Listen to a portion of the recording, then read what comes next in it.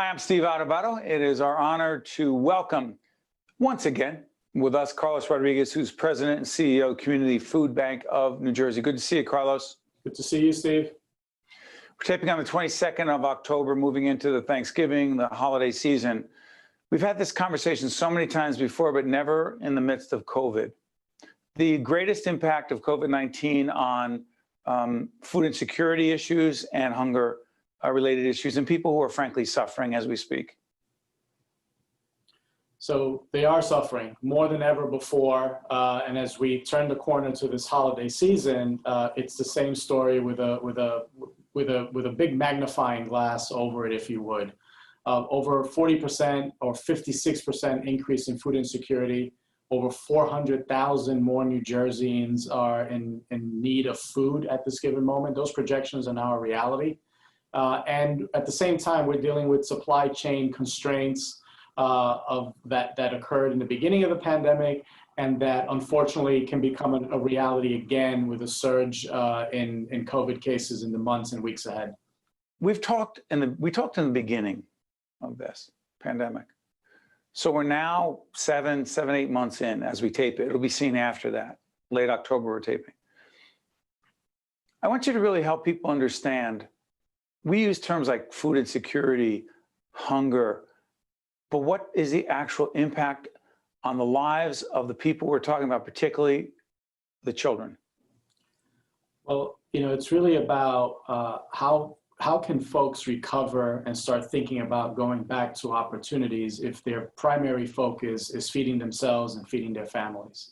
So I keep thinking back as you ask that question, Steve, I keep thinking back the faces that I've spoken to on these long lines in our pantry partners or in the long distribution lines that unfortunately have been a reality during this pandemic, of a mom telling me, hey, I had savings. But after that first month, after that second month, that's it. I was tapped out. I can't make ends meet.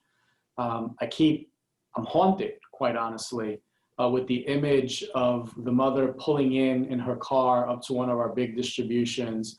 And as we put a box of food in the back of the car, you see a little peak of relief through the rearview mirror.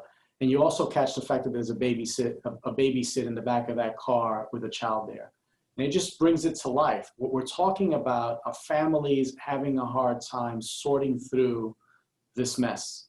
This mess that's keeping your family safe from a health crisis first and foremost, and then hoping that it doesn't turn into something worse because of inability to put something as basic as food on the table. So someone watching, by the way, you can check out the website of the Community Food Bank. You can volunteer. You can help in so many ways. It'll lay that out for you. But so many people right now are struggling themselves. They may not be hungry. There may not be food insecurity issues, but they're struggling. Talk to them as they are saying, hey, Carlos, I feel terrible for the people you're talking about, but I'm barely holding on myself. I got to take care of my own family. So it's not a great time for me to be helping anyone else. Talk to them. Well, first of all, we're here to help you too, right? And so many of the families and neighbors that we're seeing we're exactly in that same situation. And hopefully we won't have to help you, but we're here for you. And if you visit our website, you'll find out very quickly where there's food available. You can follow us on Facebook. We're constantly posting distributions on a countywide level. And of course, the pantries that so many of you may have supported may now be a place where you can find a little bit of refuge for hopefully not too long until this thing passes, because it will. But if someone can give. And if someone can give, we still need the basics. Your food, if you can give to our local network. Funds really is the most important because we're having to buy a disproportionate amount of food. And we also need volunteers. Now more than ever, if you're healthy, if you can pass our online screening, then we invite you to sign up and register for some volunteering to help us get through this next season, if you would, of distribution and of helping our neighbors. Final question. You're a not-for-profit, we're a not-for-profit. You and I, as respective CEOs and leaders, spend a lot of our time thinking about trying to strategize about raising money, keeping the dollars we have, cutting down on our budgets, getting those who have supported to come back and invest, et cetera, et cetera. How much of your life is spent thinking about dealing with fundraising? You know, you can't do one without the other. No money, no mission. That's it. No money, no mission. And the complexity behind this pandemic is that fundraising in a disaster is usually a sprint. The recovery is a marathon. So I'm hoping to do as much as that we can do and is needed right now. But I also have an eye on what's going to be needed tomorrow, next year. When this pandemic is, met with a vaccine, and people say, hey, it's over, there is going to be a recovery like no other. And data, a report that we just put out clearly shows it in terms of food insecurity and how long it takes post-recession. We saw it after Sandy.